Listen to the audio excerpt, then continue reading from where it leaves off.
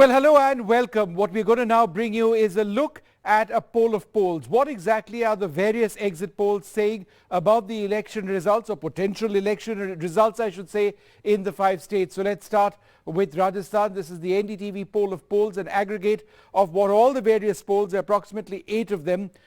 This says that in Rajasthan, the BJP appears to have an edge with 104, the Congress and its allies 85. Others at 10. Remember, the magic mark is 100, 199 seats. Should be mentioned right up off the top that this does account for outliers as well. In other words, a couple of exit polls which had fairly significant gains for one party or the other. Therefore, it does include that. If those were excluded, then the numbers might be a little bit closer. But be that as it may, the exit poll of polls in the state of Rajasthan has the BJP at 104, clearly ahead. Let's quickly move on now to the next state, Madhya Pradesh. And it is an extremely interesting election over here. It's seen to be quite close. But again, it is, according to the poll of polls, the BJP at 124, the Congress at 102. The Congress party says, no, this is not going to take place at all. The BJP insists and says that come Sunday, we're telling you we're going to be coming to power in the state. Again, this takes into account a couple of outliers. In the absence of that, it would be fairly close, perhaps neck and neck.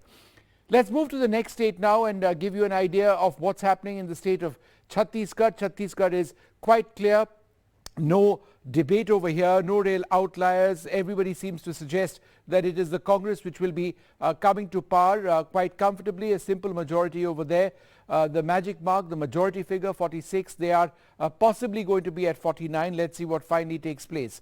Let's move on to the state of Telangana, and this is where there's been a great surprise. The BRS won a landslide victory last time around, but the Congress has quite clearly made inroads. And how? The Congress and its allies at 62, a simple majority for them. The BRS plummeting, a couple of gains for the BJP and its allies. Remember, the BJP just about got off the mark last time around. They will do substantially better, but look at that. The Congress, after Karnataka, making strong inroads in another major South Indian state, the state of Telangana, which they appear to be poised to win.